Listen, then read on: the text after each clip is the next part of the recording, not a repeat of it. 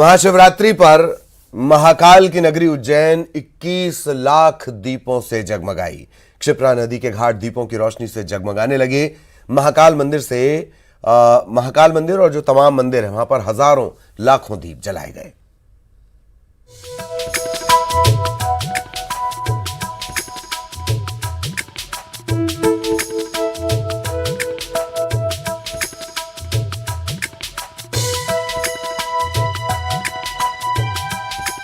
अयोध्या का रिकॉर्ड तोड़कर महाकाल की नगरी उज्जैन 21 लाख दीपों से जगमगाई।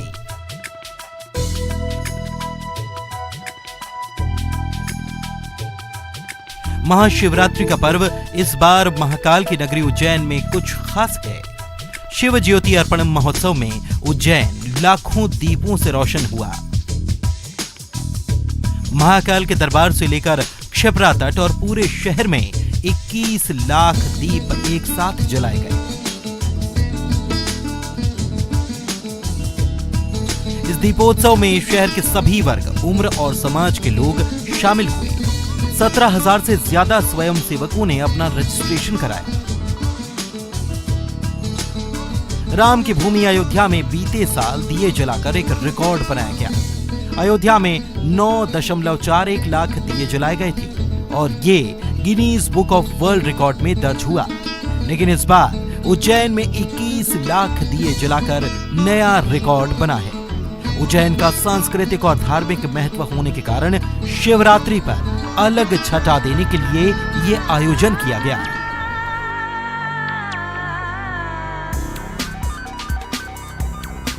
महाकाल की नगरी रामलला की नगरी की तर्ज पर जगमगाई।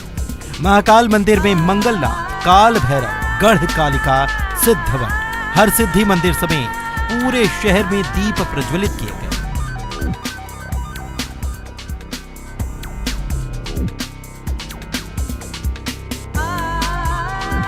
कुल 21 लाख दीपों से जगमग हुई महाकाल की नगरी।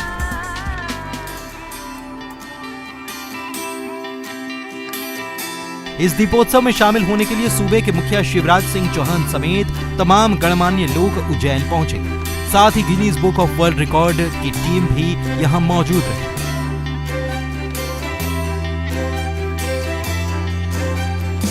क्षिप्रा नदी के तट पर दोनों ओर 14 लाख दीप प्रज्वलित किए गए। 15 मिनट में एक सायरन के साथ सभी लोगों ने एक साथ दीप जलाए और Guinness Book of World Record की टीम ने इसे कैमरे में कैद किया।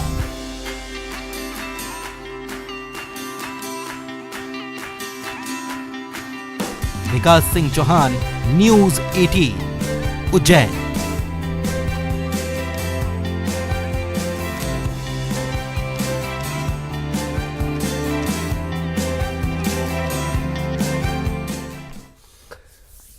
और सहयोगी अरुण इस वक्त हमारे साथ जुड़े हुए हैं। अरुण के पास आपको लिए चलेंगे। अरुण, महाकाल में महादीपोत्सव रिकॉर्ड भी बन गया और क्या कुछ खास? अरुण,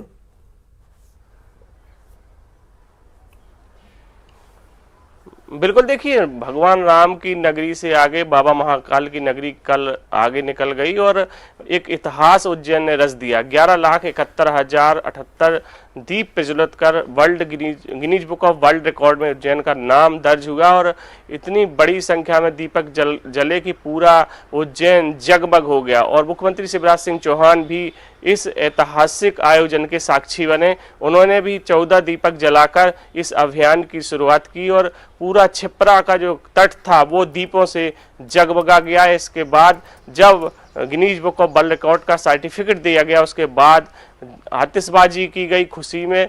और साथ ही जो मुख्यमंत्री शिवराज सिंह चौहान थे उन्होंने बोट में सफर कर इस पूरे तट का जायजा लिया और इस अलौकिक और अद्भुत दृश्य को उन्होंने देखा और उन्होंने कहा कि इस तरह के आयोजन महाशिवरात्रि पर अब हर बार होंगे। साथ ही उन्होंने एक बात और कही कि जो गुड़ी पड़वा है उस दिन उज्जैन का जन्मदिन भी मनाया जाएगा। तो उज्जैन ने कल इतिहास रचा और जो पूरा उज्जैन था वो दीपों से जगमग हो गया। साथ ही जो पूरा कार्यक्रम हुआ वो 3R कॉन्सेप्ट पे हुआ, जिसमें नो वेस्ट पॉलिसी लागू की गई कि कोई भी जो वेस्ट बचा था उसका रीयूज किया गया, जिसमें दीप जो मिट्टी के दीपक थे उससे देव प्रतिमाएं बनाई जाएंगी। साथ ही उसमें जो दियों का जो तेल बचा उसको गौशालाओं में उपयोग किया जाएगा। उसमें जो वॉलंटियर्स थे 14,000 वॉलंटियर्स जिनके आई कार्ड बने हुए थे प्लास्टिक के, उनसे गार्डन की बेंच और कुर्सियां बनाई जाएंगी। तो ये पूरा अद्भुत कार्यक्रम कल उज्जैन में आयोजित किया गया।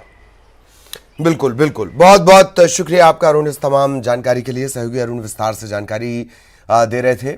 इधर सीएम शिवराज सिंह चौहान के निर्देश के बाद गृह विभाग हरकत में आया है और पुलिस के अधिकारी और कर्मचारी अभी तक यूक्रेन से वापस नहीं लौट पाए छात्रों और नागरिकों या उनके जो परिवारजन हैं उनसे फोन पर संपर्क कर रहे हैं।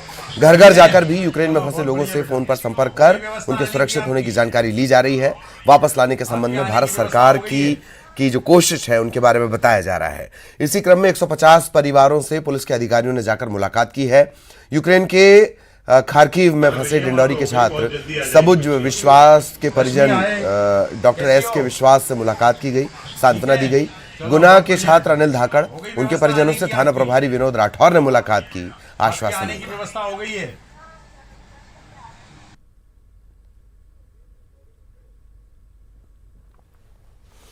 यूक्रेन में युद्ध के बीच बुरहानपुर की बेटी फंसी हुई है, रश्मि सूर्यवंशी। एमबीबीएस की पढ़ाई करने के लिए 3 महीने पहले ही रश्मि यूक्रेन गई थी और अब इसे लेकर परिवार वाले परेशान हैं। शाहपुर थाने के टीआई ने मुलाकात की और बताया कि व्यवस्थाएं की जा रही हैं। टीआई ने वीडियो कॉल के जरिए रश्मि से बातचीत भी की।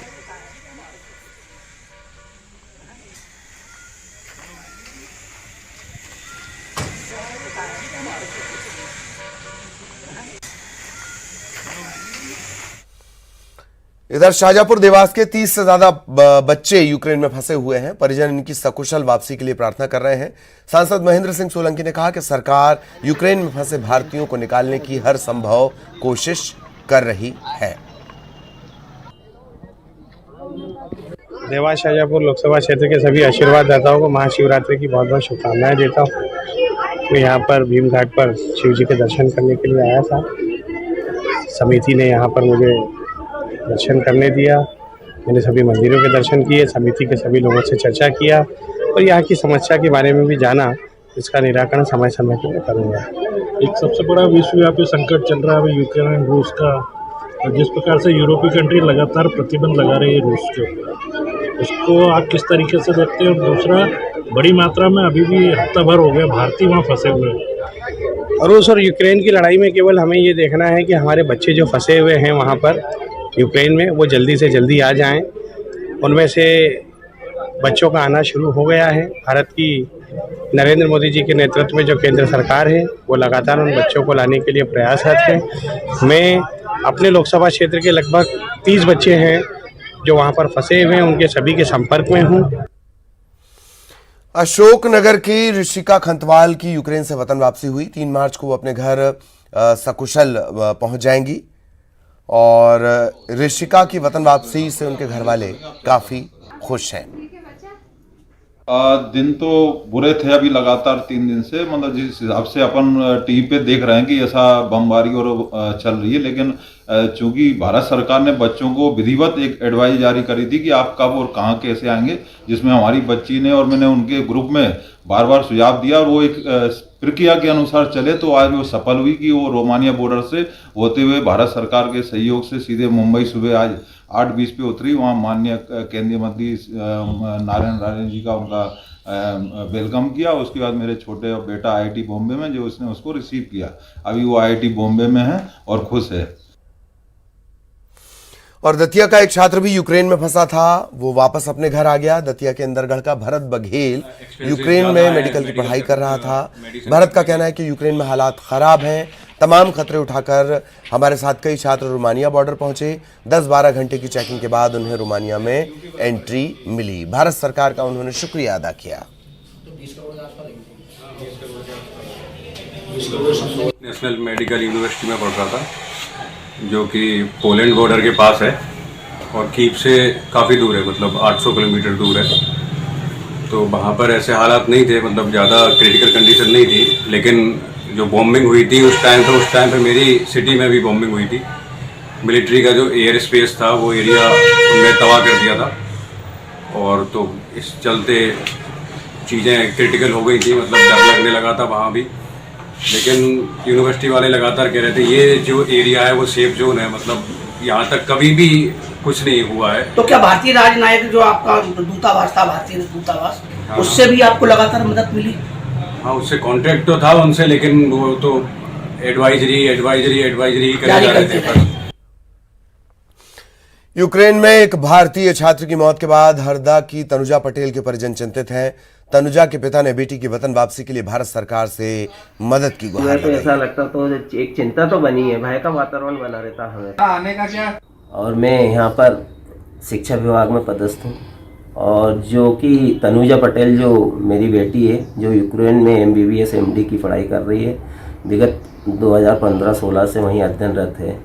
और इस समय वर्तमान की स्थिति को देखते हुए पूर्व में थोड़ी ऐसी लग रही थी कि चलो 1-2 दिन 4 दिन में शांत हो जाएगा, माहौल सही हो जाएगा, तो वो हमको वो नहीं था टेंशन।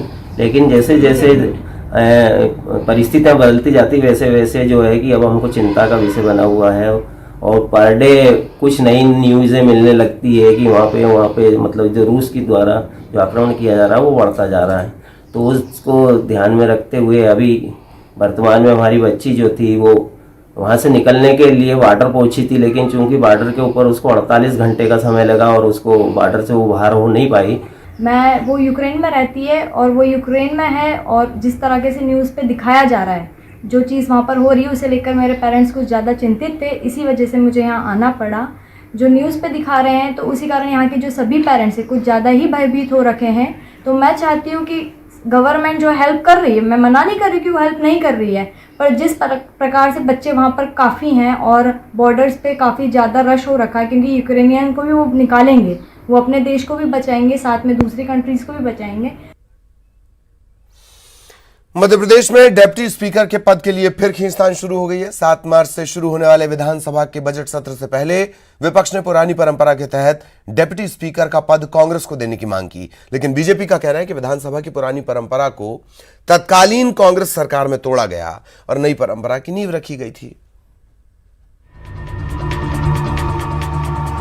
मध्य प्रदेश में डिप्टी स्पीकर के पद के लिए फिर से खींचतान शुरू हो गई है। 7 मार्च से शुरू होने वाले विधानसभा के बजट सत्र से पहले विपक्ष ने डिप्टी स्पीकर को स्थायी करने की मांग शुरू कर दी है। विपक्ष ने पुरानी परंपरा के तहत डिप्टी स्पीकर का पद कांग्रेस को देने की मांग की है। कांग्रेस की मांग है कि बजट सत्र से पहले डिप्टी स्पीकर का नाम तय होना चाहिए। पार्टी की दलील है कि विधानसभा की परंपरा के तहत डिप्टी स्पीकर का पद विपक्ष के खाते में जाता है और ऐसे में सत्ता पक्ष को जल्दी डिप्टी स्पीकर का पद विपक्ष को देने पर सहमति देना चाहिए। परंपरा ये थी कि यूनानिमस निर्विरोध चुनाव अध्यक्ष का होता था। अध्यक्ष में इन्होंने अपना कैंडिडेट खड़ा कर दिया।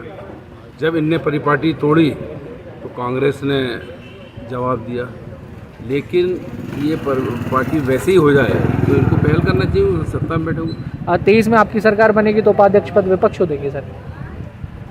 निश्चित तौर पर उस स्थिति में देंगे कि ये अध्यक्ष के खिलाफ कोई कैंडिडेट खड़ा न करे, तो वो देंगे। तो परिपाटी के लिए दोनों हाथ से ताली बजती।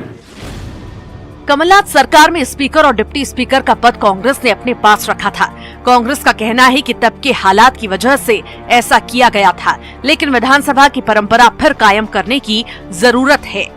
हालांकि कांग्रेस की इस दलील से बीजेपी सहमत नहीं लग रही। बीजेपी का कहना है कि कांग्रेस पहले ही परंपरा बदल चुकी है।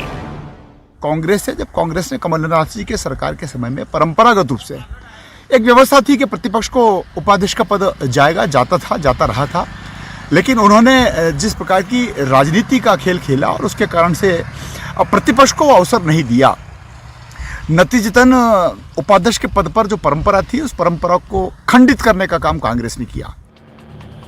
मध्य प्रदेश विधानसभा की कार्यवाही करीब 2 साल से बिना डिप्टी स्पीकर के चल रही है। जुलाई 2020 में रामेश्वर शर्मा को प्रोटेम स्पीकर नियुक्त किया गया था, उसी दौरान कोरोना काल शुरू हो गया और वो 8 महीने तक वो इस पद पर बने रहे। लेकिन उस समय भी विधानसभा में उपाध्यक्ष पद पर किसी की नियुक्ति नहीं की गई थी। इसके बाद गिरीश गौतम को विधानसभा स्पीकर बनाया गया। गौतम भी अपना 1 साल का कार्यकाल पूरा कर चुके हैं, लेकिन अब तक डिप्टी स्पीकर का पद खाली है। ऐसे में अब फिर खींचतान तेज होती नजर आ रही है। अनुराग श्रीवास्तव, न्यूज़ 18, भोपाल। इधर मध्य प्रदेश में रह रहे पाकिस्तानी शरणार्थियों को गृह मंत्री नरोत्तम मिश्रा ने नागरिकता प्रमाण पत्र दिए। CAA के तहत 9 शरणार्थियों को गृह मंत्री ने अपने हाथों से प्रमाण पत्र सौंपा है। भारत के नागरिक नहीं होने की वजह से इन्हें बुनियादी सुविधाएं नहीं मिल पाती थीं। अब नागरिकता प्रमाण पत्र मिल जाने से इन्हें सुविधाओं का लाभ मिलेगा। अब तक 160 लोगों को नागरिकता प्रमाण पत्र दिए जा चुके हैं।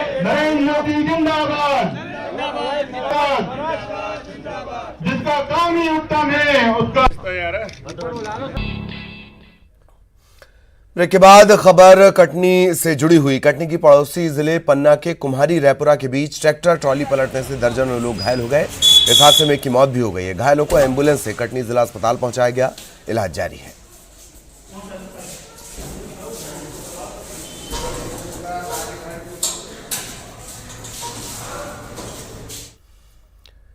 इंदौर की तेजाजी नगर पुलिस ने एक शातिर वाहन चोर को गिरफ्तार किया है, जिसने चोरी करने में एक नया फॉर्मूला अपनाया और 5 वाहन मालिकों को अपनी कला से पैदल कर दिया।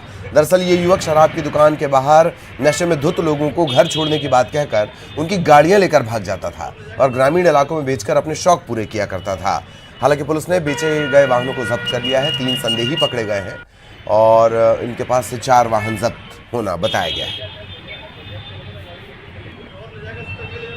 ये तरीका है वारदात, जो आरोपी का सुधीर का तरीका है वारदात ये था कि ये स्वयं जो है नशे का आदी है और ये बैग लेकर घूमता था, अपनी वेशभूषा स्टूडेंट के रूप में बनाए रखता था और जो व्यक्ति इसे नशे में धुत मिलते थे कलाली के आसपास, आते के आसपास, उन व्यक्तियों से पूछता था कि घर छोड़ने के, उनसे पूछता था कि मैं आपको घर छोड़ देता हूँ और घर छोड़ने के बहाने उनसे उनकी जेब से गाड़ी की चाबी लेता था और पूछता था वाहन कहाँ पर है और लेके जो है ना वो रफू चक्कर हो जाता था। खबर ग्वालियर से, जहां क्राइम ब्रांच की टीम ऐसे अंतर्राज्यीय ठग गिरोह का खुलासा इस टीम ने किया है जो लोगों को बेहद शातिर ढंग से लाइफ पार्टनर बनाने के लिए ड्रीम गर्ल और ड्रीम बॉय का सपना दिखाते थे, फिर इसके एवज में रुपयों की ठगी करते थे। क्राइम ब्रांच की टीम ने मुखबिर की सूचना पर पूरे गिरोह का खुलासा किया। 4 महिलाओं समेत 6 लोग गिरफ्तार किए गए हैं। 11 राज्यों में ये गिरोह सक्रिय था।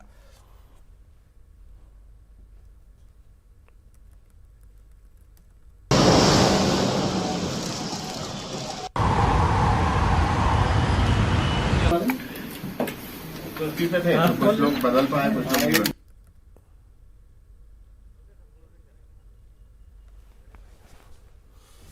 और इसी के साथ इस बुलेटिन में इतना ही। खबरें जारी रहेंगी।